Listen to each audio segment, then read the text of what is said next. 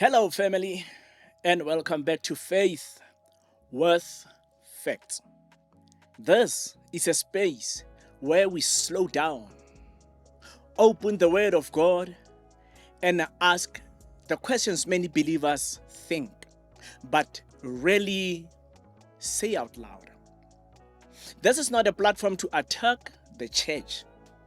It is a platform to clarify our understanding, to strengthen our discernment, and empower you to make an informed decision about your faith based not on tradition alone, but on truth.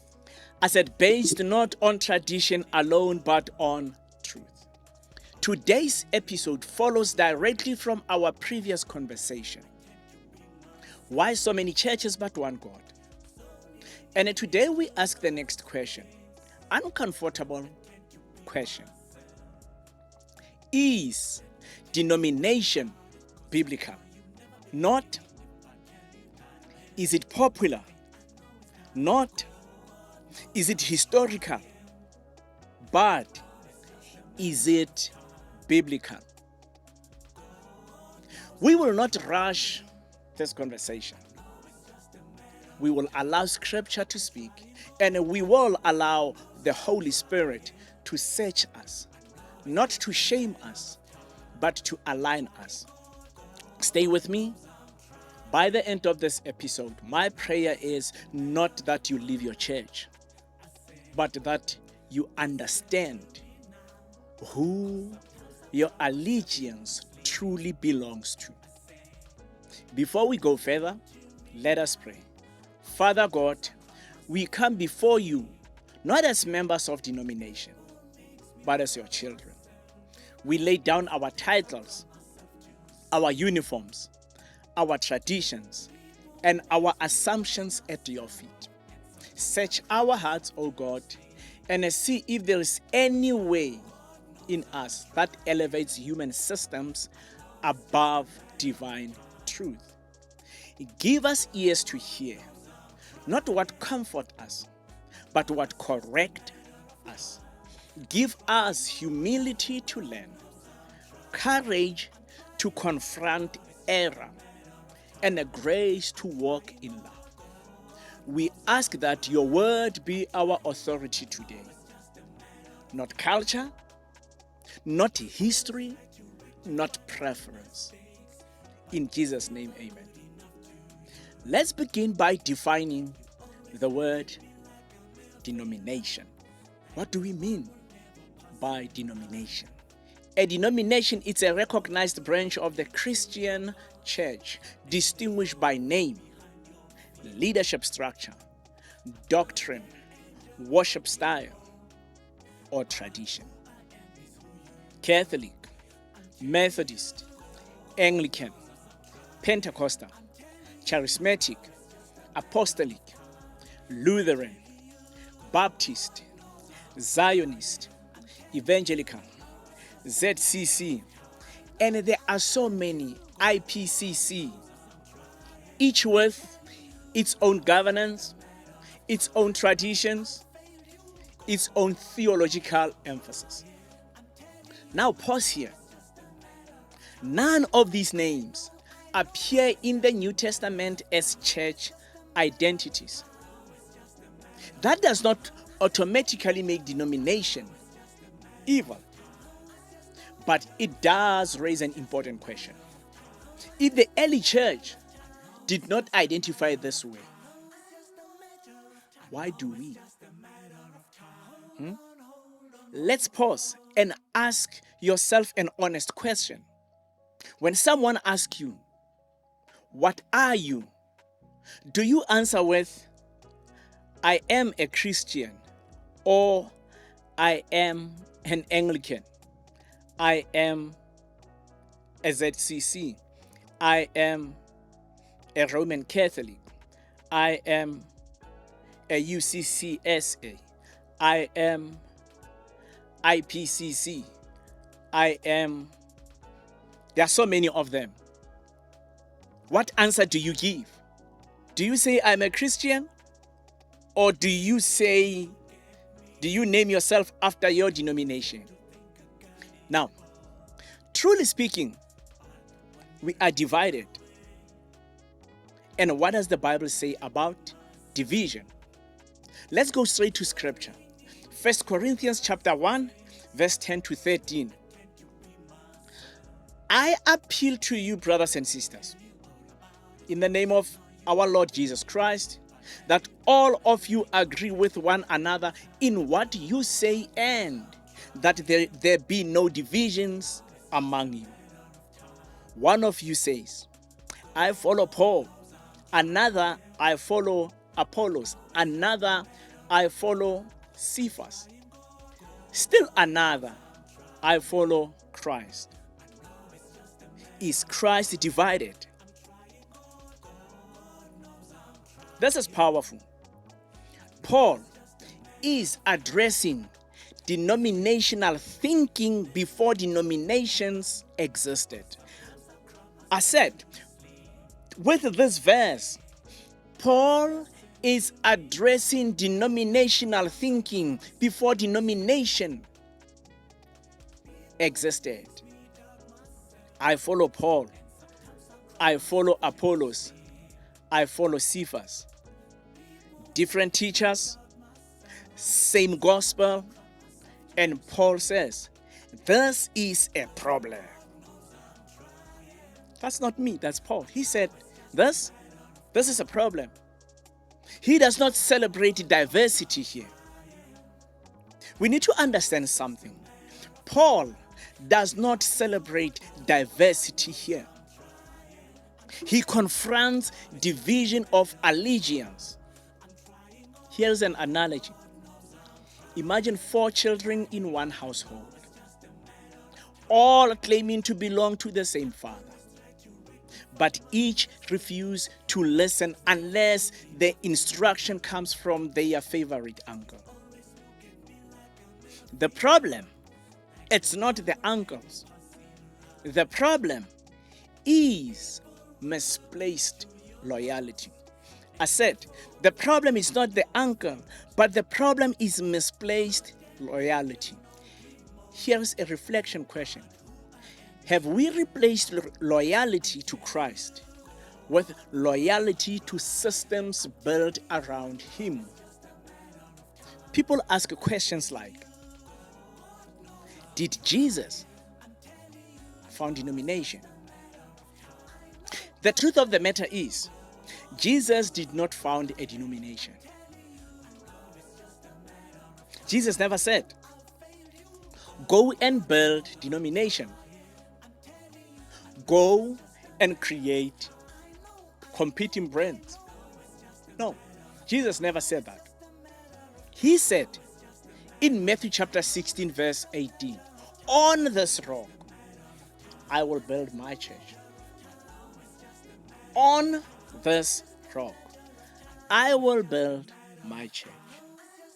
Not churches, not branches. My church. The Greek word used here is ekklesia, meaning a called out people. Not a building, not an institution. Here's an analogy. Denominations are like different window frames around the same sunlight. They may shape how the light enters, but the light itself is unchanged. Denominations are like different window frames placed around the same sunlight. They may shape how the light enters, but the light itself is unchanged. Do you hear what I am saying? The light itself is unchanged. Irrespective of so many denominations, the light itself, because it's unchanged, we should not change it. The danger starts when people start worshiping the window and forget the sun. That's the problem. The problem of denomination starts here. So why do denomination exist then? Let's be honest. Denomination exists because of Doctrinal disagreement. Denomination exists because of cultural context. Denomination exists because of leadership conflicts. Denomination exists because of power and control. Denomination exists because of historical events like the Reformation. Some separations were necessary. Truth mattered. Corruption had to be confronted. But over time, necessary reform became permanent fragmentation. I said over time, necessary reform became permanent fragmentation. 1 Corinthians chapter 3, verse 3 to 4. For you are still worldly. For since there is jealousy and strife among you, are you not of the flesh? For when one says, I follow Paul, and another, I follow Apollos, are you not merely human? Paul does not spiritualize division. No. Paul he's not trying to normalize it. He is not even trying to accommodate it. He confronts it. He calls it carnal. Here's the reflection question for us. Are we defending doctrine or are we defending identity? The biggest question is, because we have so many denominations and we have so many interpretations, we have so many things within the Christian faith, division, and so many. And when you go to this church, they are doing something completely different. And you go to your church, they are doing something completely different. And at some churches, they are doing something that they believe that this is the one. And when you go to that church, they don't even know about it. So who is who? So, can denomination exist with biblical unity? Yes, but only under one condition. When denomination serves people, but never replaces Christ. Denomination, yes, can exist with biblical unity. It can exist, but only if denomination is there to serve people, but never replaces Christ. Some people, they go to church and the church becomes their Christ. So they've replaced Christ. Their denomination replaced Christ. Ephesians chapter 4, verse 4 to 6. There is one body and one spirit, one Lord, one faith, one baptism, one God and one Father of all. Let me say this. Unity does not mean uniformity, but unity does require humility. When a church claims, we are the only true church, others are fake or pagan, that is no longer biblical confidence. That is spiritual pride. As Reverend Nonkulule Komoda wisely stated, we do not belong to a priest, but we all belong to one God, who gave us a window to access Him through different churches. That's alignment. That's alignment. Let me give you a final heart check. Final heart check. Let me ask you gently, but directly.